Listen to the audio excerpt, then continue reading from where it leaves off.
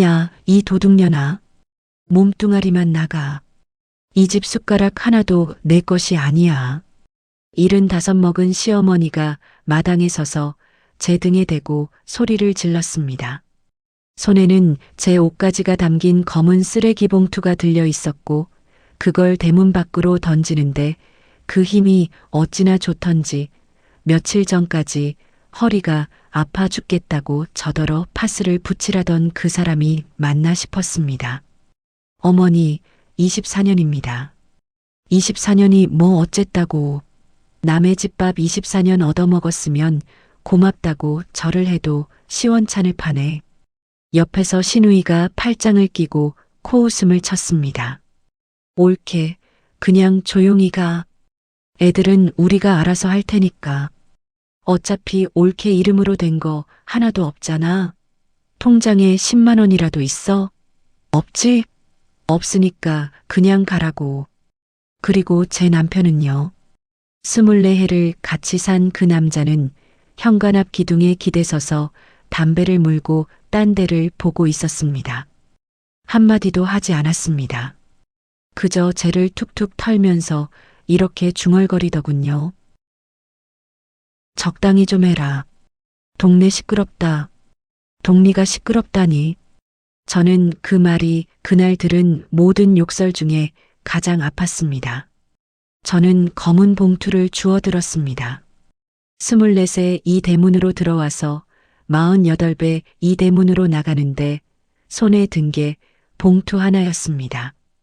등 뒤에서 시어머니가 마지막으로 소리쳤습니다. 거지꼴로 나가는 거 봐라. 저게 내 인생이다. 그런데 여러분, 저는 그 대문을 세 걸음 나서서 골목 한가운데 서서 들고 있던 봉투를 내려놓고 두 팔을 번쩍 들었습니다. 그리고 온 동리가 다 듣도록 크게 외쳤습니다. 만세, 만세, 대한민국 만세. 동네 사람들이 창문을 열고 내다봤습니다. 시어머니 얼굴이 하얗게 질렸습니다. 시누이는 저 여자 미쳤나 봐 하고 뒷걸음질을 쳤습니다. 저는 미치지 않았습니다. 저는 그날 제 인생에서 가장 정신이 맑았습니다. 왜냐고요? 그 사람들이 모르는 게 하나 있었거든요.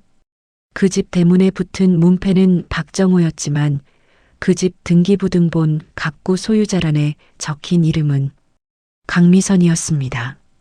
제 이름이었습니다. 오늘 제가 들려드릴 이야기는 24년 동안 빈털터리 며느리 소리를 들으며 살았던 한 여자가 어떻게 두 팔 들고 만세를 부르며 그 집을 걸어 나왔는지에 대한 이야기입니다. 조금 길지도 모릅니다. 하지만 끝까지 들어주신다면 여러분도 마지막엔 저와 함께 만세를 부르고 싶어지실 겁니다. 이야기를 시작하기 전에 구독과 좋아요 한 번만 눌러주십시오. 그 작은 손가락 하나가 저 같은 사람들의 이야기를 세상에 나오게 합니다. 그리고 댓글창에 딱 한 줄만 남겨주세요. 지금 어느 동네에서 무엇을 하시면서 이 이야기를 듣고 계신지, 부산에서 저녁 설거지 하시면서 듣고 계신지, 강원도에서 밭을 다녀와 누워 계신지, 서울 어느 병원 침대에서 링거 맞으며 듣고 계신지, 제가 하나하나 다 읽어보겠습니다. 오늘도 우리 서로의 인생을 배달해 봅시다. 제가 그 집에 처음 들어간 건 24살 1999년 가을이었습니다. 저는 충청도 시골에서 딸만 셋인 집 둘째로 태어났습니다. 아버지는 제가 초등학교 4학년 때 경운기 사고로 돌아가셨고 어머니 혼자 남의 논 부쳐가며 딸 셋을 키우셨습니다. 저는 상고를 나와 19에 서울로 올라왔습니다. 구로동 봉제 공장에서 미싱을 밟았고 22에 종로의 작은 무역회사 격리로 들어갔습니다. 그때 만난 사람이 박정호였습니다. 그이는 그 회사 영업사원이었습니다. 키가 크고 목소리가 시원시원했고 무엇보다 잘 웃었습니다. 제가 야근하는 날이면 붕어빵 한 봉지를 사들고 와서 책상에 툭 놓고 갔습니다. 미선 씨, 이거 먹고 해요. 나는 미선 씨가 일하는 거 보면 우리 엄마 생각이 나. 지금 생각하면 그 말이 복선이었습니다. 22살 처녀한테 엄마 생각이 난다니 그게 무슨 소리였겠습니까? 그 남자는 처음부터 저를 여자가 아니라 엄마 대신 자기를 돌봐줄 사람으로 봤던 겁니다. 그걸 22살의 저는 몰랐습니다. 사랑인 줄 알았습니다. 상견례 날 시어머니 윤말순 여사는 저를 위아래로 훑어보시더니 첫마디를 이렇게 하셨습니다. 친정에 아버지가 안 계시다고? 네, 어머니. 제가 어린 때 돌아가셨습니다. 즉, 그럼 배운 게 없겠구먼. 뭐, 없으면 없는 대로 시집와서 배우면 되지. 우리 집은 종갓집은 아니어도 제사가 1년에 5번이야. 할 수 있겠어? 저희 어머니가 그 자리에서 고개를 푹 숙이시던 게 기억납니다. 24의 인생에서 딸 앞에서 처음으로 작아지시던 순간이었습니다. 저는 그때 어머니 손을 식탁 밑으로 꼭 잡았습니다. 그리고 말했습니다. 할 수 있습니다, 어머니. 잘 배우겠습니다. 지금 이 이야기를 듣고 계신 어머님들 아마 마음속으로 이러실 겁니다. 아이고, 저기서 도망쳤어야지. 맞습니다. 도망쳤어야 했습니다. 하지만 그때 저는 사랑에 빠져 있었고 무엇보다 저는 가족이라는 게 너무 갖고 싶었습니다. 아버지 없이 자란 딸에게 시아버지, 시어머니, 남편, 이런 단어들은 얼마나 따뜻하게 들렸는지 모릅니다. 결혼식은 조촐하게 치렀습니다. 예단이니 예물이니 할 형편이 아니어서 저는 어머니가 논 한 마지기 판 돈 300만 원으로 이불 한 채와 반상기 세트를 해갔습니다. 시어머니는 그 이불을 받아들고 이렇게 말씀하셨습니다. 요즘 세상에 300짜리 예단도 있구나. 뭐, 우리 정우가 좋다는데 어쩌겠니? 그 말을 저는 24년 동안 들었습니다. 명절마다 제사마다 집안에 무슨 일만 있으면 어김없이 쟤는 시집 올 때 300 들고 왔어. 신혼집은 따로 없었습니다.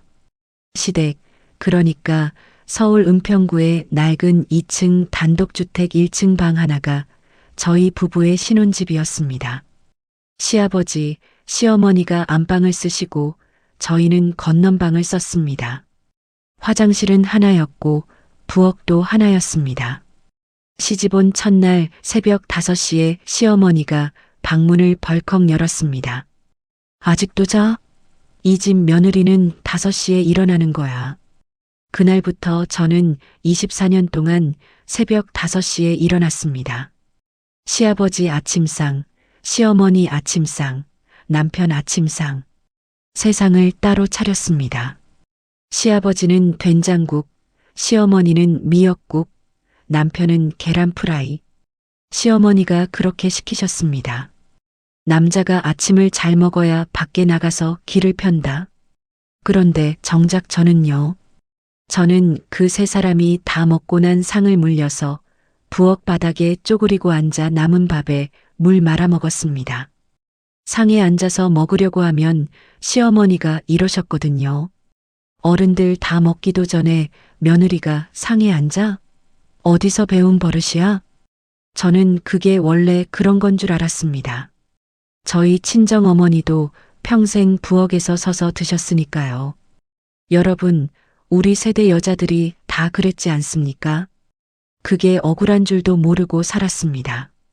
첫 아이 준우를 가진 게 시집 온 지 넉 달 만이었습니다. 입덧이 심해서 물만 마셔도 토했습니다. 그런데도 새벽 5시 기상은 변하지 않았습니다. 어느 날 아침 밥상을 차리다가 부엌 바닥에 주저앉아 토했는데 시어머니가 방문을 열고 나오시더니 이러시더군요. 내뵌 게 무슨 벼슬이야? 나는 너희 아버지 밥 차리다가 진통 와서 그 밥상 다 차려놓고 병원 갔어. 만삭이 되어서도 저는 김장을 했습니다. 배추 100포기였습니다. 시누이 정숙 씨는 그때 이미 결혼해서 분가한 상태였는데 김장날이면 어김없이 나타났습니다. 오후 3시쯤 나타나서 다 버무려 놓은 김치통에 젓가락 한 번 담그고 옳게 손만 늘었네 한마디 하고는 10통을 차에 싣고 갔습니다. 옳게, 우리 애들이 옳게 김치 아니면 안 먹어. 어쩔 수 없지 뭐. 그리고 김장 비용 30만 원은 언제나 제가 냈습니다. 준우를 낳던 날 이야기를 좀 해야겠습니다. 제 인생에서 가장 서러웠던 날이거든요.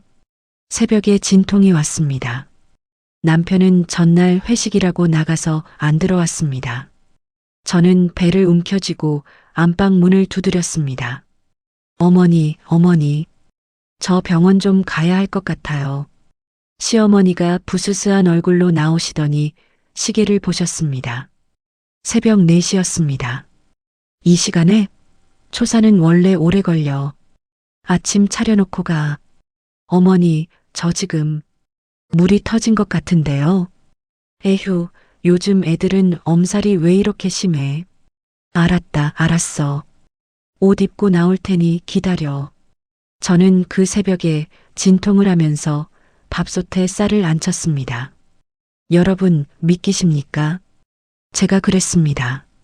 그러고 나서 택시를 잡고 병원에 갔는데 시어머니는 병원 대기실 의자에 앉아 계시다가 2시간쯤 지나니까 이러시더군요. 나 아침에 노인정 총회 있어. 나으면 전화해. 저는 그날 혼자 나왔습니다. 분만실에서 옆 침대 산모는 남편이 손을 잡고 여보 조금만 더 하고 있는데 저는 천장 형광등만 보면서 이를 악물었습니다. 그때 제 머릿속에 떠오른 얼굴이 딱 하나 있었습니다. 우리 친정어머니였습니다. 논에서 허리 굽히고 계시던 그 뒷모습. 엄마, 나 지금 애 낳아. 아이 울음소리가 났을 때 간호사가 물었습니다. 산모님, 보호자분 안 오셨어요? 연락드릴까요? 저는 대답 대신 웃었습니다. 웃는데 눈에서 물이 뚝뚝 떨어지더군요. 아들이라는 소식을 듣고 시어머니가 오후에 오셨습니다. 손자 얼굴을 보시더니 처음으로 저한테 웃어 보이셨습니다. 어이구, 우리 집 장손이네. 미선아, 네가 큰일했다. 저는 그 한마디에 그만 무너져서 엉엉 울었습니다. 지금 생각하면 참 우스운 일입니다. 24년 동안 저를 사람 취급 안 한 그 노인이 던진 칭찬 한마디에 저는 그 후로 10년을 더 견뎠으니까요. 여러분, 사람은 그렇습니다. 100번 맞아도 한 번 쓰다듬어 주면 그 한 번을 붙잡고 또 100번을 견딥니다. 그게 우리네 며느리들 인생이었습니다. 둘째 다인이를 낳고 3년쯤 지났을 때 남편이 회사를 그만뒀습니다. 미선아, 나 사업할란다. 사업이요? 무슨 사업을요? 자재 유통? 내가 영업 10년 한 사람이야. 인맥이 있어. 이거 진짜 되는 거야. 저는 반대했습니다. 아이가 둘이고 모아둔 돈은 2천만 원이 전부였습니다. 그런데 그날 저녁 시어머니가 밥상머리에서 이러시더군요. 미선아, 남자가 밖에 나가서 큰일 하겠다는데 여자가 발목을 잡으면 못 써. 우리 정우는 될 놈이야. 어릴 때부터 내가 봐서 알아. 어머니, 그래도 애들 하지 마라. 애 키우는 게 무슨 벼슬이니? 나는 사남매 키우면서 시부모 봉양까지 했다. 그렇게 그이는 사업을 시작했습니다. 시아버지가 이 집을 담보로 5천만 원을 대출받아 주셨습니다. 저는 그때 시아버지가 도장을 찍으시면서 손을 떠시던 걸 봤습니다. 그분은 평생 목수일을 하셔서 그 집을 지으신 분이었습니다. 사업은 1년 반 만에 망했습니다. 거래처 하나가 부도를 내면서 물려있던 어음이 다 휴지가 됐습니다. 두 번째 사업은 인테리어였습니다. 그건 8개월 만에 망했습니다. 세 번째는 지인과 동업한 프랜차이즈 치킨집이었습니다. 그건 동업자가 보증금을 들고 도망가면서 6개월 만에 끝났습니다. 빚이 2억 4천만 원이 됐습니다. 그동안 저는 뭘 했느냐고요? 저는 이랬습니다. 첫 번째 사업이 망한 다음 날부터 저는 집 근처 삼거리에 있는 국밥집에 나갔습니다. 삼거리 국밥. 김영자 사장님이라는 60 넘은 할머니가 혼자 하시던 20평짜리 가게였습니다. 제가 처음 찾아갔을 때 사장님이 저를 위아래로 보시더니 물으셨습니다. 손 좀 봅시다. 제가 손을 내밀었습니다. 손등이 터지고 손톱이 다 깨진 손이었습니다. 사장님이 그 손을 잡고 한참을 보시더니 고개를 끄덕이셨습니다. 내일 새벽 4시에 와요. 사고를 안 치는 것부터 배웁시다. 여러분, 국밥집 새벽이 어떤지 아십니까? 새벽 4시에 나가서 20시간 고아낸 사골 솥의 기름을 걷어냅니다. 그 김이 얼굴에 확 끼치면 겨울에도 땀이 납니다. 대파를 30단 썰고 깍두기를 담그고 양지를 결대로 찢습니다. 손목이 나가서 밤에 잘 때 팔을 가슴 위에 올려놓고 자야 했습니다. 그렇게 벌어서 한 달에 160만 원을 받았습니다. 그 돈으로 아이들 학원비를 내고 남편 빚 이자를 갚고 시부모님 병원비를 냈습니다.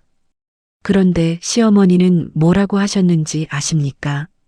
동네 창피하게 국밥집에서 그릇이나 나르고 우리 집안에 그런 사람 없었다. 어머니, 그럼 애들 학원비는 어떻게 합니까? 학원을 왜 보내? 공부는 지가 하는 거지. 그리고 그건 정우가 알아서 할 일이야. 네가 나서면 남자 기 죽어. 기가 죽는다니.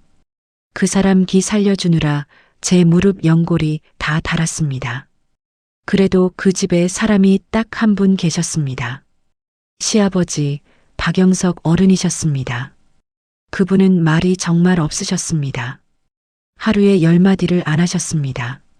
시어머니가 저를 몰아세울 때도 그저 헛기침만 하시거나 슬그머니 마당으로 나가서 담배를 피우셨습니다. 저는 그게 서운했습니다. 저 양반도 결국 똑같구나 싶었습니다. 그런데 어느 겨울밤이었습니다. 제가 국밥집에서 밤 11시에 퇴근해서 들어왔는데 마당 수도가에 쭈그리고 앉아 언손을 녹이고 있는데 시아버지가 뒤에서 툭 하고 뭘 내미셨습니다. 붕어빵 한 봉지였습니다. 식어서 눅눅해진 붕어빵. 아버님? 애미야. 네, 아버님. 미안하다. 그 세 마디였습니다. 저는 그 겨울 마당에서 식은 붕어빵을 들고 목이 메어서 한참을 못 움직였습니다. 시아버지는 그 후로 겨울마다 붕어빵을 사다 놓으셨습니다. 말없이 부엌 식탁에 놓고 가셨습니다. 그게 그분이 하실 수 있는 유일한 사과였던 겁니다. 2011년 제가 시집 온 지 12년째 되던 해에 시아버지가 위암 판정을 받으셨습니다. 사기였습니다. 병원에서 항암을 6차례 하셨습니다. 그 병실을 지킨 사람이 누구였겠습니까? 시어머니는 병원 냄새 맡으면 내가 먼저 죽는다며 사흘에 한 번 오셨습니다. 시누이 정숙 씨는 애들 학원 라이딩 때문에 주말에만 잠깐 들렀습니다. 남편은 빚쟁이들 피해 다니느라 얼굴 보기가 힘들었습니다. 저는 국밥집 새벽 근무를 마치고 오후 2시에 병원으로 갔습니다. 밤 10시까지 간병하고 집에 와서 애들 밥을 차려놓고 새벽 4시에 다시 국밥집으로 갔습니다. 그렇게 8달을 했습니다. 몸무게가 11kg 빠졌습니다. 시아버지 돌아가시기 사흘 전이었습니다. 그날은 정신이 맑으셨습니다. 제가 죽을 떠먹여 드리는데 제 손목을 잡으시더군요. 뼈만 남은 손이었습니다. 애미야. 네, 아버님. 말씀하세요. 이 집은 내가 29에 내 손으로 지은 집이다. 알아요, 아버님. 정우놈은. 그놈은 이 집 못 지킨다. 나는 안다. 저는 아무 말도 못했습니다. 애미야, 만약에 이 집이 넘어가게 되면 네가 잡아라. 아버님, 무슨 말씀이세요? 제가 무슨 힘이 있다고. 그분이 제 손을 두 손으로 감싸주셨습니다. 그리고 처음이자 마지막으로 제 눈을 똑바로 보고 말씀하셨습니다. 미선아, 너는 이 집에서 제일 어른이다. 저는 그 자리에서 무너져 울었습니다. 12년 만에 처음으로 제 이름을 불러주신 겁니다. 에미야가 아니라 미선아라고요. 사흘 뒤 그분은 돌아가셨습니다. 장례식장에서 시어머니는 통곡하셨고 시누이는 조문객 명단을 들고 부의금을 셌습니다. 그리고 장례가 끝난 다음 날 시어머니가 저를 부르시더니 이러시더군요. 내 아버님 병원비 총 얼마나 나왔니? 1200만 원 정도 나왔습니다. 부의금이 1500 들어왔더라. 300은 내가 갖고 1200은 병원비 내라. 아, 그리고 네가 병원 다니면서 쓴 교통비니 뭐니는 그건 네가 알아서 해라. 그건 자식 된 돌이니까. 여러분, 그때 제가 뭐라고 했게요? 네, 어머니. 저는 그렇게 대답했습니다. 그게 제 24년입니다. 친정 어머니가 돌아가신 건 그로부터 4년 뒤 2015년이었습니다. 어머니는 마지막까지 시골집을 지키셨습니다. 제가 엄마 서울로 올라와 하면 늘 이러셨습니다. 됐다. 네가 시집에서 눈치 보는데 내가 어딜 가. 어머니는 새벽에 밭에 나가셨다가 논둑에서 쓰러지셨습니다. 뇌출혈이었습니다. 발견됐을 때는 이미 늦었습니다. 저는 국밥집에서 앞치마를 두른 채로 전화를 받았고 그대로 뛰쳐나가 고속버스를 탔습니다. 버스 안에서 3시간을 소리 없이 울었습니다. 어머니 유품을 정리하는데 장롱 밑에 낡은 보자기가 하나 있었습니다. 풀어보니 통장이 3개 나왔습니다. 강미선, 강미영, 강미주, 딸 셋 이름으로 된 통장이었습니다. 제 통장에는 2,300만 원이 들어 있었습니다. 어머니가 20년 동안 콩 팔고 고추 팔아서 10,000원, 20,000원씩 넣으신 돈이었습니다. 마지막 입금이 돌아가시기 2달 전 3만 원이었습니다. 통장 사이에 쪽지가 한 장 끼어 있었습니다. 삐뚤빼뚤한 글씨였습니다. 미선아, 네가 젤로 고생이다. 이 돈은 시집 식구들 주지 마라. 네 거다. 꼭 네 거로 써라. 엄마가. 저는 그 쪽지를 붙들고 어머니 방바닥에 엎어져서 짐승처럼 울었습니다. 그리고 어머니 명의로 된 논 2마지기와 밭 하나가 있었습니다. 언니와 동생이 그러더군요. 언니, 그거 언니가 다 가져. 우리는 됐어. 언니가 엄마 병원비도 다 대고 명절마다 엄마 챙긴 거 우리가 다 알아. 땅을 팔았습니다. 5,200만 원이 나왔습니다. 통장 돈까지 합해서 7,500만 원. 저는 그 돈을 남편에게 말하지 않았습니다. 시어머니에게도 시누이에게도 말하지 않았습니다. 여러분, 제가 왜 그랬을까요? 처음으로 저는 어머니 말을 들었던 겁니다. 이 돈은 시집 식구들 주지 마라. 저는 그 돈을 제 이름으로 된 계좌에 넣고 통장을 국밥집 사장님께 맡겼습니다. 사장님, 이거 좀 보관해 주세요. 저희 집에 두면 없어질 것 같아서요. 사장님이 통장을 받아 금고에 넣으시면서 딱 한마디 하셨습니다. 잘 생각했다. 여자는 자기 돈이 있어야 등이 안 굽는 법이요. 그 돈이 인생을 바꾼 건 2017년이었습니다. 어느 날 집에 우편물이 하나 왔습니다. 법원에서 온 것이었습니다. 부동산 임의경매 개시 결정. 시아버지가 사업 자금으로 대출해 주셨던 5천만 원. 남편이 그걸 갚기는커녕 그 위에 추가로 담보대출을 받았고 3년째 이자도 안 내고 있었던 겁니다. 은행이 결국 집을 경매에 넘긴 것이었습니다. 저는 그 우편물을 들고 손이 떨렸습니다. 그날 저녁에 남편을 붙들고 물었습니다. 여보, 이게 뭐야? 집이 경매로 넘어간대. 알고 있었어? 그이가 어떻게 반응했는지 아십니까? 소리를 질렀습니다. 야, 네가 뭘 안다고 남의 우편물을 뜯어봐. 내가 알아서 해결한다고. 어떻게 해결하는데? 우리 통장에 100만 원도 없는데 뭘 어떻게 해결해? 아, 좀 시끄러워. 옆방에서 시어머니가 나오셨습니다. 그리고 상황을 다 듣고 나서 이 노인이 저한테 뭐라고 했는지 아십니까? 미선아, 네가 남편 뒷바라지를 제대로 못해서 이 지경이 된 거다. 아내가 내조를 잘하면 남자가 밖에서 잘 풀리는 법이야. 저는 그날 밤 잠을 못 잤습니다. 새벽 2시에 마당에 나가 앉아 있는데 시아버지 목소리가 들리는 것 같았습니다. 미선아, 이 집이 넘어가게 되면 네가 잡아라. 다음 날 저는 국밥집 사장님께 모든 걸 털어놨습니다. 사장님이 다 들으시고는 담배를 하나 무시더니 말씀하셨습니다. 미선아, 그 집 경매 최저가가 얼마쯤 될 것 같냐? 감정가가 2억 8천이라는데 2번 유찰되면 1억 8천쯤 될 것 같아요. 네 돈이 7,500. 모자라는 게 1억 500. 네.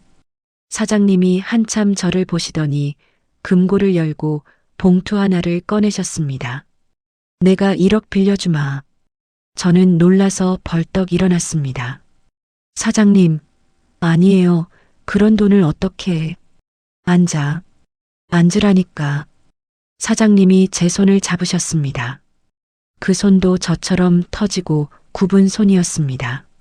미선아, 나는 자식이 없다. 영감은 40에 갔고 애는 못 낳았어.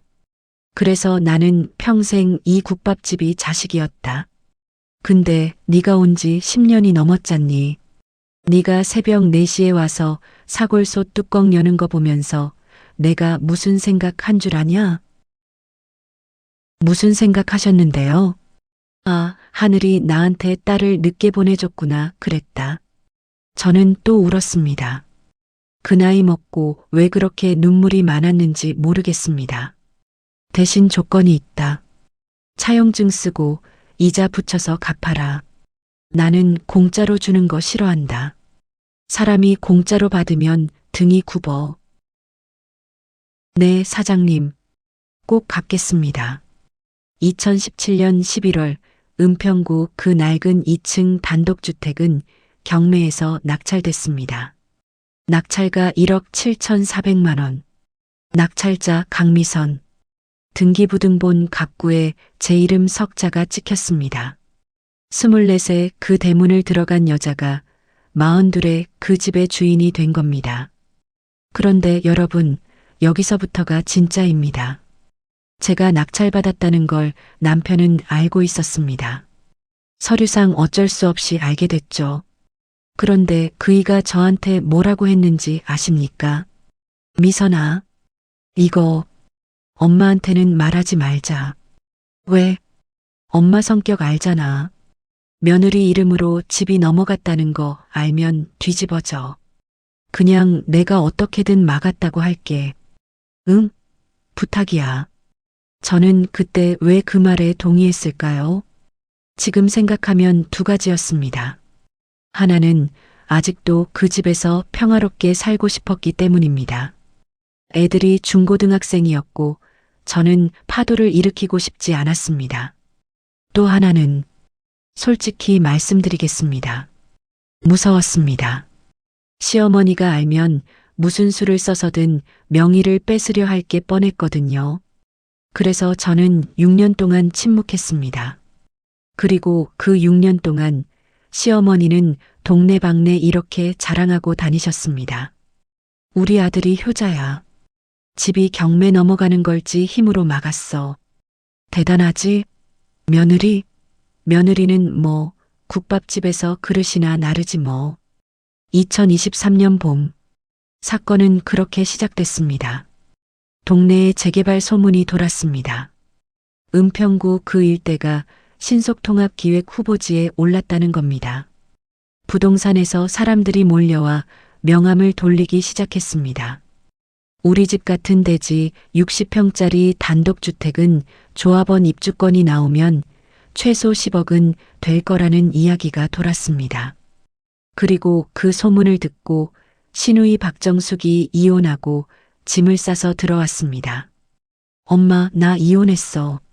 당분간 여기서 좀 지낼게. 시어머니는 딸을 부둥켜 안고 우셨습니다. 아이고, 내 새끼. 여기가 내 집인데 무슨 소리를 하니. 평생 있어. 여기가 내 집. 저는 부엌에서 그 말을 들으면서 손에 든 행주를 꽉 쥐었습니다. 시누이가 들어온 그날부터 제 지옥이 시작됐습니다.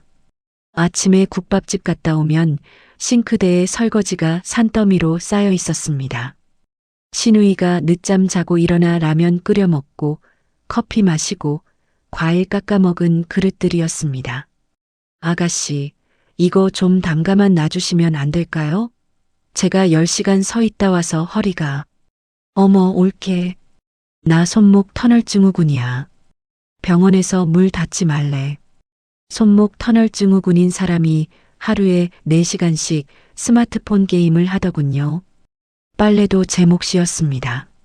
시누이는 하루에 옷을 3번 갈아입었습니다. 그 옷을 세탁기 앞에 던져놓고 갔습니다. 어느 날은 속옷이 세탁기 위에 널브러져 있길래 제가 말했습니다. 아가씨, 속옷은 좀 손빨래해서. 올케, 우리 이제 한 식구인데 뭘 그런 걸 따져? 올케는 남이야? 한 식구. 그 사람들은 필요할 때만 저를 식구라고 불렀습니다. 시어머니와 시누이는 밤마다 안방에서 소곤소곤 이야기를 했습니다. 어느 날 밤 화장실 가다가 우연히 들었습니다. 엄마, 이 집 명에 지금 오빠 앞으로 돼 있지? 그럼. 우리 정우가 지킨 집인데. 근데 오빠가 빚이 많잖아. 나중에 재개발되면 채권자들이 다 물어뜯을 거야. 지금 미리 내 앞으로 돌려놓는 게 안전하지 않을까? 그럴까? 엄마, 생각해봐. 오빠는 어차피 사업한다고 또 말아먹을 사람이야. 그리고 올케 언니 있잖아. 그 여자 나중에 이혼이라도 하면 재산 분할 요구할 거 아냐. 국밥집에서 20년 일했다고 기어도 주장할걸. 요즘 법이 여자 편이야. 어이구, 그 여시 같은 게. 그럴 수도 있겠구나. 그러니까 미리 손 써놔야지. 엄마 명의로 잠깐 돌렸다가 내 앞으로 하든가. 저는 화장실 문 앞에서 얼음이 됐습니다. 그리고 그날 밤 저는 오랜만에 웃었습니다. 어둠 속에서 혼자 소리 없이 웃었습니다. 그래, 마음껏 계획들 세워라. 그 집 내 거다. 7월이었습니다. 장마가 길었던 여름이었습니다. 시누이가 어느 날 저녁 식탁에서 이러더군요. 오빠, 나 아는 언니가 있는데 진짜 능력 있어. 부동산 컨설팅 하는데 소개해 줄까? 재개발 관련해서 상담도 받고. 그 여자가 이수정이었습니다. 처음엔 그냥 부동산 하는 여자인 줄 알았습니다. 남편이 그 여자를 만나고 오면 기분이 좋아 보였고 옷차림에 신경을 쓰기 시작했고 향수를 뿌리기 시작했습니다. 여러분, 20년 넘게 산 남편이 갑자기 향수를 뿌리면 여자는 압니다. 머리가 아니라 뱃속이 먼저 압니다. 저는 알면서도 모른 척했습니다. 왜냐고요? 확인하는 게 무서웠거든요. 확인하는 순간 제 24년이 무너질 것 같았으니까요. 여러분, 저 같은 분들 계실 겁니다. 알면서 모른 척한 세월. 그런데 8월 15일 광복절이었습니다. 그날 저는 국밥집이 쉬는 날이라 오랜만에 집에 있었습니다. 오후에 시어머니가 목욕탕에 가시고 시누이가 친구 만난다고 나가고 남편은 거래처 미팅이라고 나갔습니다. 혼자 남아서 남편 방그 때 저희는 각방을 쓴 지 3년째였습니다. 청소를 하는데 옷장 위 상자에서 서류 뭉치가 하나 떨어졌습니다. 주워서 무심코 봤는데 심장이 멎는 줄 알았습니다. 전세 계약서였습니다. 경기도 고양시 임차인 박정호, 이수정. 보증금 2억 원. 계약일이 2달 전이었습니다. 그리고 그 아래 서류가 하나 더 있었습니다. 대여금 차용증, 채권자 윤말순, 채무자 박정호, 금액 2억 원. 시어머니가 아들한테 2억을 빌려준 겁니다. 그 2억이 어디서 나왔겠습니까? 시아버지 돌아가시고 나온 사망보험금과 그분이 평생 목수일하며 모은 돈이었습니다. 시어머니가 이건 내 노후 자금이다. 아무도 손 못 댄다 하시던 그 돈. 그 돈으로 아들이 바람난 여자와 살림을 차린 겁니다. 그리고 서류 봉투 맨 밑에 병원 초음파 사진이 한 장 있었습니다. 임신 11주. 여러분, 저는 그 사진을 들고 방바닥에 주저앉았습니다. 얼마나 앉아 있었는지 모르겠습니다. 다리에 감각이 없어질 때까지 앉아 있었습니다. 그리고 이상하게도 눈물이 안 났습니다. 대신 제 안에서 뭔가가 아주 조용히 스위치처럼 딸깍하고 꺼지는 소리가 들렸습니다. 저는 자리에서 일어나서 그 서류들을 전부 휴대폰으로 사진 찍었습니다. 한 장도 빠짐없이. 그리고 원래 있던 상자에 그대로 넣어 옷장 위에 올려놨습니다. 그러고 나서 부엌으로 가서 저녁 준비를 했습니다. 된장찌개를 끓이고 고등어를 구웠습니다. 손이 하나도 안 떨렸습니다. 그게 제일 무서웠습니다. 저는 그날부터 2달을 준비했습니다. 여러분, 여기서 제가 여러분께 꼭 드리고 싶은 말씀이 있습니다. 화가 났을 때 바로 폭발하지 마십시오. 그건 상대방한테 도망갈 시간을 주는 겁니다. 정말로 이기고 싶으면 웃으면서 준비하십시오. 저는 먼저 변호사를 찾아갔습니다. 국밥집 단골 중에 이혼 전문 변호사가 한 분 계셨거든요. 늘 순댓국에 소주 한 병 드시고 가시던 분이었습니다. 이모님, 무슨 일이세요? 얼굴이.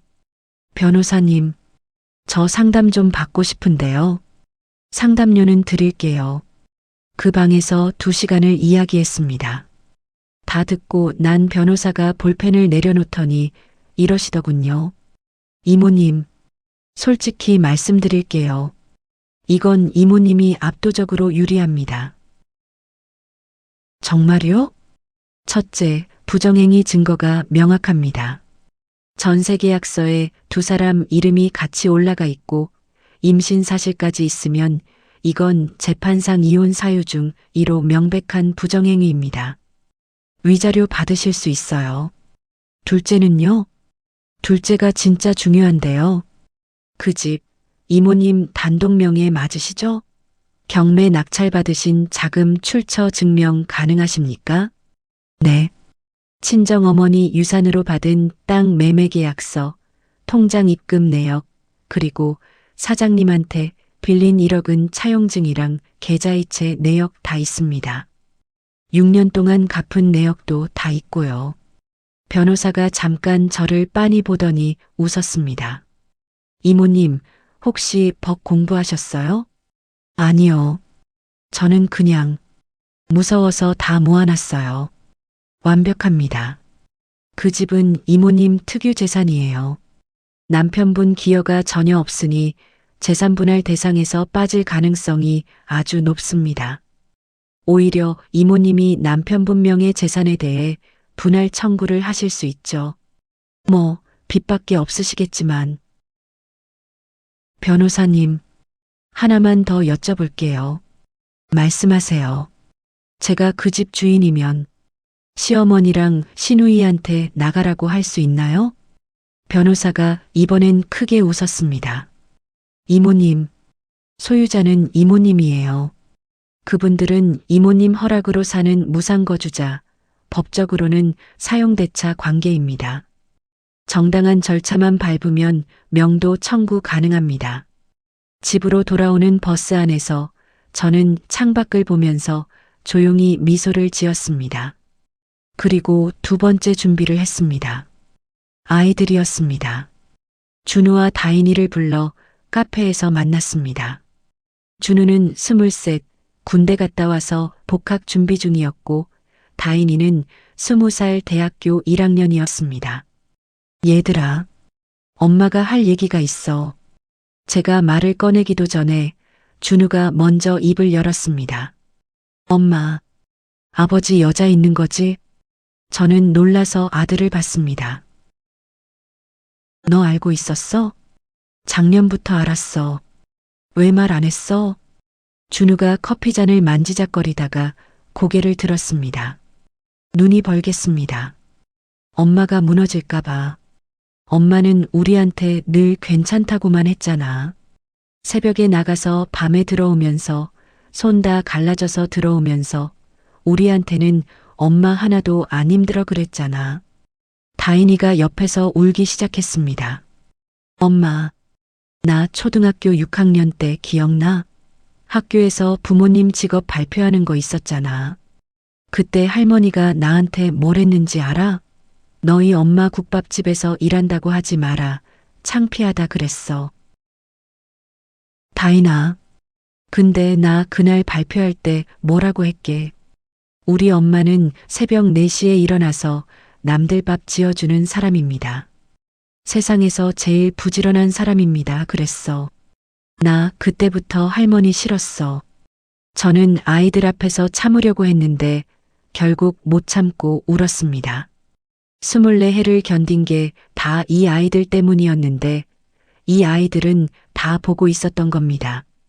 준우가 제 손을 잡고 말했습니다. 엄마, 이혼해. 우리 다 컸어. 엄마 이제 엄마 인생 살아. 너희들은 어떻게 하려고? 우리도 나갈 거야. 나 알바해서 원룸 구할 거고 다인이는 기숙사 들어가면 돼. 엄마, 우리 걱정하지 마. 우리는 엄마 편이야. 무조건. 여러분, 그날 저는 처음 알았습니다. 제가 24년 동안 헛산 게 아니었다는 걸요. 시어머니가 인정 안 해주고 남편이 몰라줘도 제 새끼들은 다 보고 있었던 겁니다. 자식 농사라는 게 그런 겁니다. 부모가 티내지 않아도 애들은 다 압니다. 세 번째 준비, 이게 제일 중요했습니다. 10월 초 국밥집 사장님이 쓰러지셨습니다. 가게에서 사골솥을 올리시다가 그대로 주저앉으셨습니다. 폐암이었습니다. 이미 뼈로 전이가 된 상태였습니다. 사장님은 병원에 눕자마자 저를 부르셨습니다. 미선아, 사장님 말씀 아끼세요. 지금은 닥치고 들어. 그 와중에도 말투가 그러셨습니다. 금고 열쇠 카운터 밑에 자석으로 붙여놨다. 거기 서류 있어. 무슨 서류요? 가게. 네 앞으로 해놨다. 저는 그 자리에서 얼어붙었습니다. 사장님, 무슨 소리를 하세요? 저는 작년에 이미 다 해놨어. 공증까지 받았고, 건물은 임대지만 권리금이랑 영업권, 그리고 저 밑에 있는 다른 가게 2개도 다 네 앞으로 넘겼어. 다른 가게요? 사장님이 힘없이 웃으셨습니다. 너 몰랐지. 내가 삼거리 국밥 말고 신촌이랑 수유에 지점 2개 더 있어. 남 시켜서 돌리고 있었지. 3개 합치면 한 달에 순수익 1,500은 나온다. 저는 입을 다물지 못했습니다. 사장님, 왜요? 왜 저한테요? 친척분들도 계시잖아요. 친척? 사장님이 코웃음을 치셨습니다. 내가 3년 전에 무릎 수술했을 때 병실에 온 친척이 한 명이라도 있었냐? 없었어. 근데 네가 왔지. 네가 그 바쁜 와중에 새벽에 죽 끓여서 왔어. 그리고 내 소변통 네가 갈았다. 나는 그거 아니죠. 사장님, 미선아, 사람은 피로 이어지는 게 아니야. 시간으로 이어지는 거지. 네가 나랑 20년을 새벽에 같이 있었어. 세상에 그런 자식이 어디 있냐? 사장님은 열흘 뒤에 돌아가셨습니다. 임종을 제가 지켰습니다. 마지막에 눈을 뜨시더니 제 손을 잡고 아주 작은 소리로 이러셨습니다. 미선아, 국물은 센 불에 끓이면 탁해진다. 알지? 네, 사장님. 알아요. 인생도 똑같다. 급하게 끓이지 마라. 네 국물 아주 진하게 우러날 거다. 장례식장에서 저는 상주 자리에 섰습니다. 팔에 완장을 차고요. 조문객이 물었습니다. 실례지만 관계가 어떻게 되시는지. 저는 대답했습니다. 딸입니다. 그리고 2023년 11월 3일. 그날이 왔습니다. 그날 아침 저는 평소보다 일찍 일어났습니다. 그리고 마지막으로 그 집 아침상을 차렸습니다. 시어머니 미역국, 시누이 김치찌개. 24년째 하던 일이었습니다. 밥상을 차려놓고 앉아 있는데 시누이가 하품을 하며 나와서 국을 한 숟갈 뜨더니 인상을 찌푸렸습니다. 옳게, 이거 왜 이렇게 싱거워? 요즘 정신을 어디다 두고 사는 거야? 시어머니가 거들었습니다. 제가 요새 딴 생각을 해. 국밥집 할망구 죽고 나서부터 아주 넋이 나갔어. 남의 집 늙은이 죽은 게 뭐 대수라고 3일장을 다 지키고 앉아 있어. 그 시간에 우리 김장 준비를 했어야지. 저는 그때 조용히 젓가락을 내려놨습니다. 어머니, 왜? 그분 저한테 어머니 같은 분이셨습니다. 그러자 시어머니가 밥그릇을 탁 놓으셨습니다. 뭐, 어머니 같은 분? 야, 그럼 나는 뭐야? 국밥집 할망구가 어머니면 나는 뭐냐고. 어머니는 시어머니시죠. 뭐 이게 바로 그때였습니다. 대문이 열리는 소리가 났습니다. 남편이 들어왔습니다. 이틀 만이었습니다. 그런데 혼자가 아니었습니다. 배가 살짝 나온 여자가 뒤에 서 있었습니다. 이수정이었습니다. 집안이 조용해졌습니다. 시어머니가 눈을 껌뻑이며 물으셨습니다. 정호야, 이 사람은 누구니? 남편이 잠시 머뭇거리더니 이렇게 말했습니다. 엄마, 인사드려. 수정이야. 지금 5개월이야. 여러분, 그 순간 제가 뭘 봤는지 아십니까? 시어머니가 그 여자 배를 보고 그 다음에 저를 봤습니다. 그리고 자리에서 일어나셨습니다. 저는 그때 잠깐, 아주 잠깐 기대했습니다. 그래도 24년 며느리인데 아무리 저 노인이라도 이건 아니라고 하시겠지. 시어머니가 그 여자 손을 덥석 잡았습니다. 아이고, 어서 와요. 아들이래? 딸이래? 저는 제 귀를 의심했습니다. 어머니? 아들이래요, 어머니. 병원에서 아들이라고. 아이고, 잘됐다. 우리 집에 손자가 하나 더 생기네. 시누이가 박수를 쳤습니다. 진짜로 박수를 쳤습니다. 어머, 언니 축하해요. 내가 소개해준 보람이 있네. 그리고 시어머니가 저를 돌아봤습니다. 그 눈빛을 저는 평생 못 잊을 겁니다. 미안함도 당황도 없었습니다. 그냥 귀찮은 물건을 보는 눈이었습니다. 미선아, 너도 봤지? 상황이 이렇게 됐다. 어머니, 지금 무슨 말씀을 하시는 거예요? 뭘 무슨 말이야? 너 오늘 나가라. 집안이 조용해졌습니다. 네, 애들 다 컸고 너 할 일 다 했잖아. 이제 우리 정옷에 출발해야지. 여자가 물러날 때를 알아야 한다. 저는 남편을 봤습니다. 그이는 고개를 숙이고 있었습니다. 여보, 당신도 같은 생각이야? 미선아, 우리 이혼하자. 위자료는 내가 형편 되는 대로. 형편? 당신 빚이 3억이야. 무슨 형편으로? 그러자 신우이가 끼어들었습니다. 옳게, 그러니까 곱게 나가라는 거야. 어차피 소송해도 옳게가 가져갈 게 없어. 이 집도 오빠 명의고 오빠는 빚밖에 없어. 괜히 변호사비만 날려. 그리고 시어머니가 결정타를 날리셨습니다. 미선아, 솔직히 말해서 네가 우리 집에 해준 게 뭐가 있니? 돈을 벌어다 줬어. 아들을 잘 키웠어?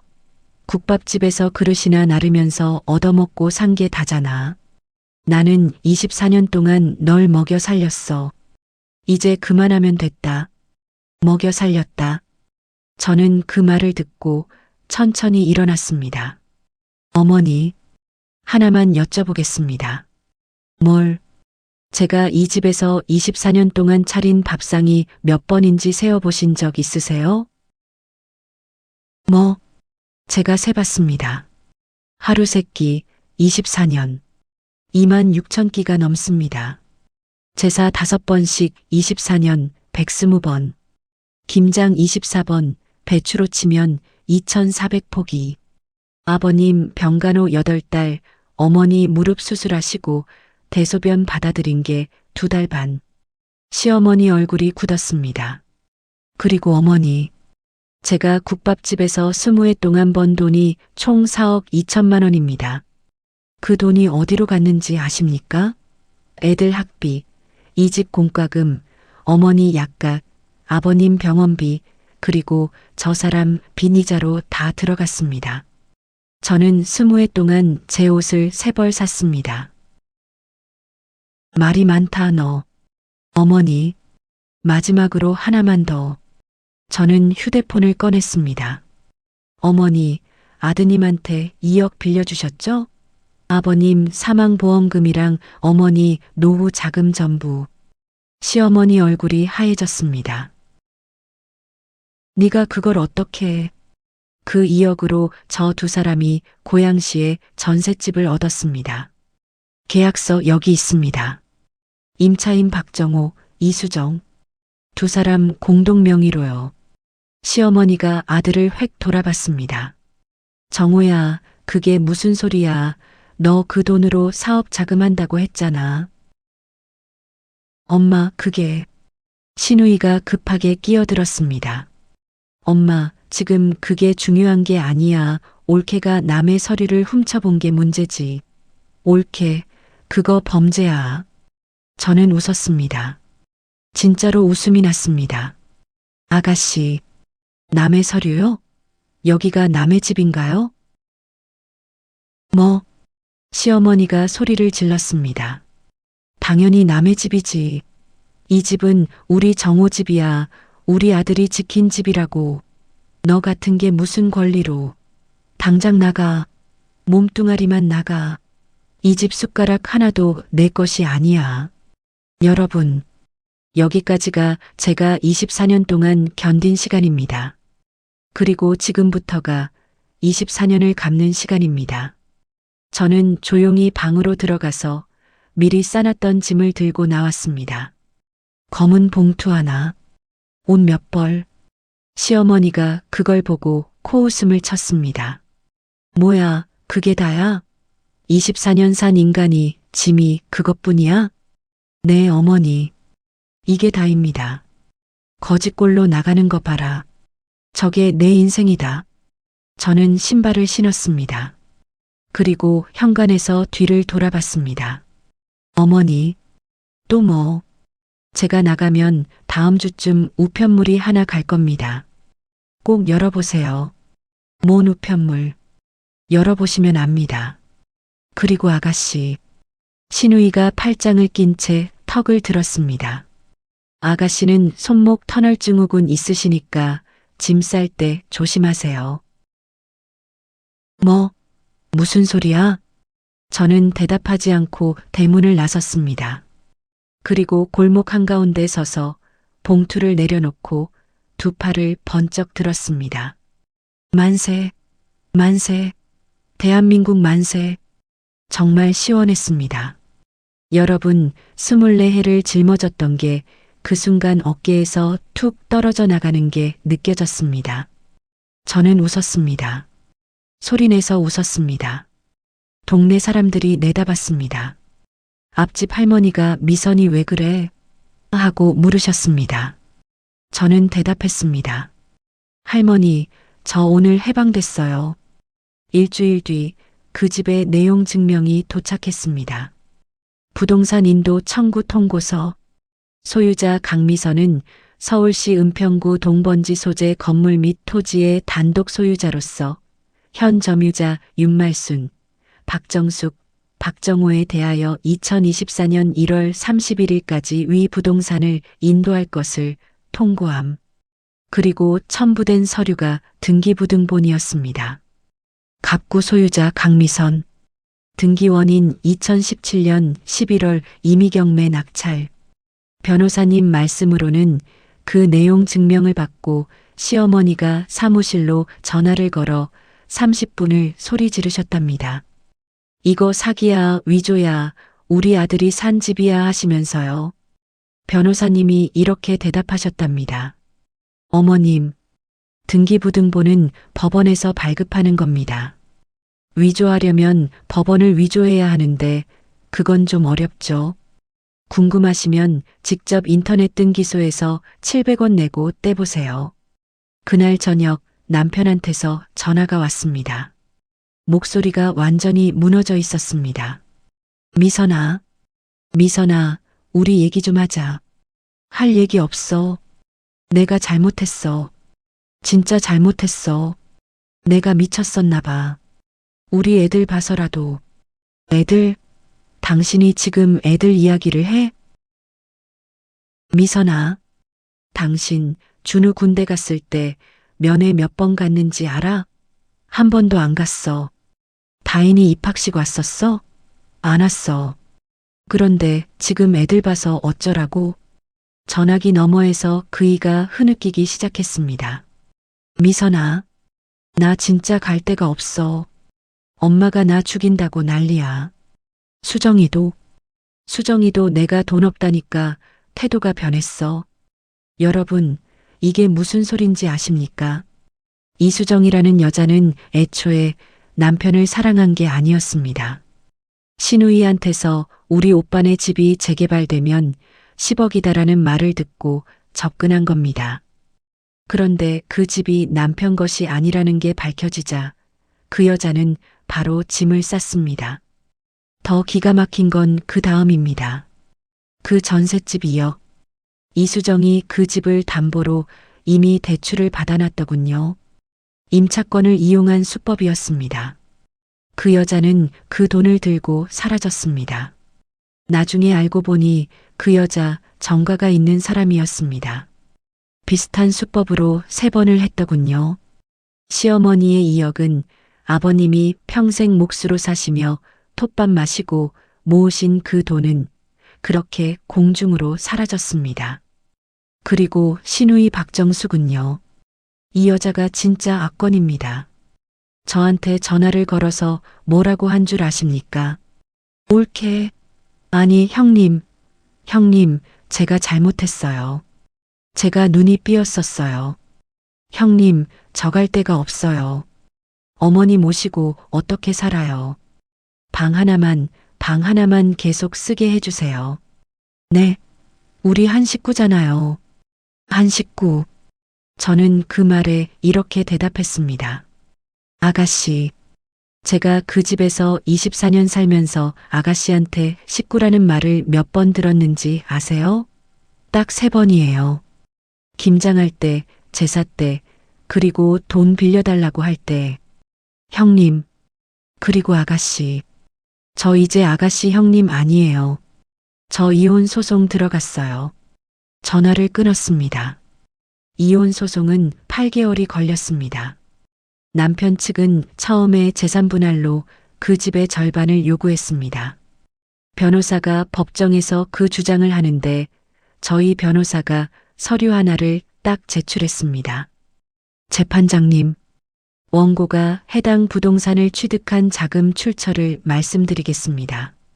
첫째, 원고의 친정 모친 유산으로 상속받은 토지 매각대금 5,200만 원, 매매계약서와 입금 내역 제출합니다. 둘째, 원고 명의 예금 2,300만 원. 이는 원고 모친이 20년간 원고 명의로 적립한 것으로 통장 거래 내역 제출합니다. 셋째, 고 김영자 씨로부터 차용한 1억 원. 차용증과 원고가 6년간 상환한 내역 전부 제출합니다. 피고 측, 이에 대한 반박 있습니까? 남편 측 변호사가 아무 말도 못했습니다. 그리고 저희 변호사가 결정타를 날렸습니다. 재판장님, 오히려 피고는 혼인 기간 중 3차례 사업 실패로 약 3억 원의 채무를 발생시켰고 그 채무의 이자를 원고가 20년간 국밥집 노동으로 상환해 왔습니다. 원고의 근로소득 원천징수 내역과 계좌이체 내역 제출합니다. 또한 피고는 시모로부터 차용한 2억 원을 부정행위 상대방과의 주거 마련에 사용했습니다. 판결이 나왔습니다. 이혼 인용. 부동산은 제 특유재산으로 인정, 분할 대상에서 제외. 그리고 위자료 4천만 원. 여러분, 4천만 원이 큰 돈은 아닙니다. 하지만 저한테 그 4천만 원은 돈이 아니었습니다. 당신은 잘못했고 저 여자는 잘못이 없다는 국가의 도장이었습니다. 24년 동안 저는 늘 죄인이었습니다. 밥이 싱거워도 제 죄, 남편 사업이 망해도 제 내조 탓, 남편이 바람을 피워도 제가 부족해서. 그런데 대한민국 법원이 종이 한 장에 이렇게 써준 겁니다. 강미선은 잘못하지 않았다. 저는 판결문을 받아들고 법원 복도 의자에 앉아서 24년 만에 처음으로 소리내서 울었습니다. 서러워서가 아니라 억울함이 풀려서요. 물론 그 4천만 원 아직 한 푼도 못 받았습니다. 그이는 돈이 없으니까요. 하지만 괜찮습니다. 판결문은 10년마다 연장할 수 있거든요. 저는 급할 게 없습니다. 김영도 소송은 조정으로 끝났습니다. 제가 조건을 걸었습니다. 여러분, 이 부분에서 아마 화나실 분도 계실 겁니다. 하지만 끝까지 들어주세요. 첫째, 이사 기한은 6개월 연장해 드리겠다. 둘째, 이사 비용으로 500만 원을 드리겠다. 셋째, 대신 각서를 쓸 것. 앞으로 저와 제 자녀들에게 일체의 금전 요구나 연락을 하지 않을 것. 신우이는 그 조건을 듣고 조정실에서 소리를 질렀답니다. 500? 500 갖고 어디로 가라고. 최소 5천은 줘야지. 저희 변호사가 그랬답니다. 법적으로는 한 푼도 안 드려도 됩니다. 이건 원고의 호의입니다. 호의? 무슨 호의? 우리가 저 여자 24년 먹여 살렸는데 그때 시어머니가 딸을 말리셨답니다. 그 노인이 처음으로 딸을 말렸다는군요. 정수가 그만해라. 엄마 그만하라고. 시어머니는 조정조서에 도장을 찍으셨습니다. 손이 심하게 떨리셨다고 하더군요. 그런데 왜 제가 500만 원을 줬느냐고요? 여러분, 저는 그 사람들처럼 되고 싶지 않았습니다. 제가 만약 그 사람들을 맨몸으로 길거리에 내쫓았다면 저는 이겼을까요? 아닙니다. 저는 그 순간 시어머니가 되는 겁니다. 24년 동안 제가 가장 증오했던 그 사람이요. 저는 그 500만 원으로 제 자신을 지킨 겁니다. 국밥집 사장님이 그러셨거든요. 국물은 센 불에 끓이면 탁해진다. 저는 제 인생 국물을 탁하게 만들고 싶지 않았습니다. 지금은 2026년입니다. 그 집은 팔지 않았습니다. 대신 리모델링을 했습니다. 1층은 삼거리 국밥 본점이 됐습니다. 2층은 제가 삽니다. 시아버지가 29에 손수 지으신 집. 그분이 네가 잡아라 하셨던 그 집. 가게 카운터 뒤에는 사진이 2장 걸려 있습니다. 하나는 김영자 사장님 사진. 하나는 우리 친정어머니 사진입니다. 매일 아침 사골솥에 불을 올리면서 두 분께 인사를 드립니다. 어머니, 사장님, 오늘도 잘 부탁드립니다. 가게는 4개로 늘었습니다. 직원이 17명입니다. 그중 5분이 저처럼 이혼하거나 남편 잃고 혼자 아이 키우는 여자분들입니다. 제가 일부러 그렇게 뽑았습니다. 면접 볼 때 저는 딱 하나만 봅니다. 손입니다. 손이 굽고 터진 사람은 무조건 뽑습니다. 그 손이 어떤 세월인지 제가 아니까요. 준우는 작년에 취직했습니다. 첫 월급으로 저한테 코트를 사줬습니다. 저는 그 코트를 입고 국밥집에 나갔다가 사골 기름이 튀어서 세탁소에 맡겼는데 세탁소 사장님이 그러시더군요. 사장님, 이거 비싼 옷인데 왜 입고 일하세요? 우리 아들이 사줬어요. 아이고, 그럼 아껴 입으셔야지. 아니요. 저는 이거 매일 입을 거예요. 아까워서 장롱에 넣어두는 인생, 이제 안 살려고요. 여러분, 저는 24년 동안 아까워서 못 쓴 게 너무 많았습니다. 옷도 시간도 제 마음도요. 이제는 다 씁니다. 매일 씁니다. 다인이는 사회복지학과에 편입했습니다. 왜 그 과를 갔냐고 물으니 이러더군요. 엄마 같은 사람들 도와주려고. 작년 어버이날에 다인이가 편지를 줬습니다. 거기에 이렇게 쓰여 있었습니다. 엄마, 나는 엄마가 그 집에서 만세 부르고 나올 때 우리 엄마가 세상에서 제일 멋있는 사람이라고 생각했어. 나도 나중에 인생에서 한 번쯤은 그렇게 두 팔 들고 만세 부를 수 있는 사람이 될게. 사랑해. 마지막으로 시어머니 이야기를 해야겠습니다. 작년 겨울이었습니다. 눈이 많이 오던 12월 어느 날 저녁 장사가 끝나갈 무렵이었습니다. 가게 문이 열리고 노인 한 분이 들어오셨습니다. 윤말순 여사였습니다. 3년 만이었습니다. 그 사이에 10년은 늙으신 것 같았습니다. 등이 굽었고 지팡이를 짚고 계셨고 코트가 다 해져 있었습니다. 가게가 조용해졌습니다. 직원들이 저를 봤습니다. 저는 앞치마에 손을 닿고 걸어 나갔습니다. 어머니, 그분이 저를 보고 눈물을 뚝뚝 흘리기 시작했습니다. 미선아, 미선아, 나 좀 살려다오. 신우이 정숙 씨는 조정으로 받은 500만 원과 시어머니 기초연금 통장까지 들고 3개월 만에 사라졌답니다. 지금은 연락이 안 된다고요.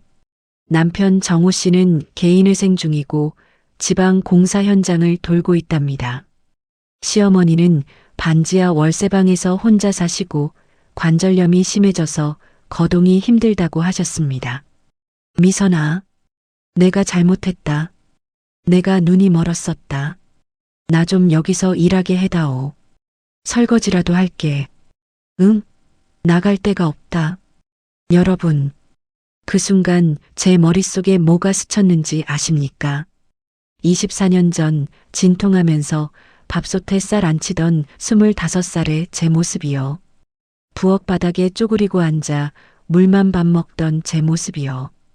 그리고 3년 전 마당에서 몸뚱아리만 나가하고 소리치던 그분의 얼굴이요. 저는 그분을 부축해서 테이블에 앉혔습니다. 그리고 주방에 대고 말했습니다. 여기 특 하나요. 고기 많이. 국밥이 나왔습니다. 그분이 국밥을 보시더니 손을 떠셨습니다. 어머니, 드세요. 미선아, 천천히 드세요. 뜨거우니까. 그분이 국밥을 드셨습니다. 정신없이 드셨습니다. 울면서 드셨습니다. 국물을 다 마시고 그릇을 내려놓으시더니 저를 보고 말씀하셨습니다. 미선아, 나 여기서 일하면 안 되겠니? 저는 그분 앞에 앉았습니다. 그리고 아주 천천히 조용히 말했습니다. 어머니, 안 됩니다. 미선아, 제가 매정해서가 아닙니다. 어머니가 여기서 일하시면 저는 매일 아침 어머니를 볼 때마다 25살의 저를 떠올리게 될 겁니다. 저는 그 애를 이제 겨우 놓아줬습니다. 다시 데려오고 싶지 않습니다. 그분이 고개를 숙이셨습니다.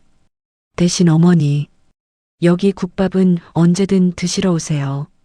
돈 안 받겠습니다. 배고프시면 오세요. 하루에 2번이라도 좋습니다. 제가 그건 하겠습니다. 미선아, 왜 그렇게까지 해주니? 내가 너한테 어떻게 했는데? 저는 웃었습니다. 어머니, 저는 어머니를 용서한 게 아닙니다. 저는 그냥 밥 굽는 노인을 그냥 보내는 사람이 되기 싫은 겁니다. 그건 어머니를 위한 게 아니라 저를 위한 겁니다. 그분이 자리에서 일어나시더니 저한테 허리를 굽혀 인사를 하셨습니다. 78 먹은 노인이 48 며느리한테요. 고맙다. 정말 고맙다. 그리고 문을 나서시다가 뒤를 돌아보고 이렇게 말씀하셨습니다.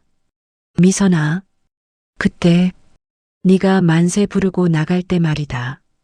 네. 나는 그때 네가 미친 줄 알았다.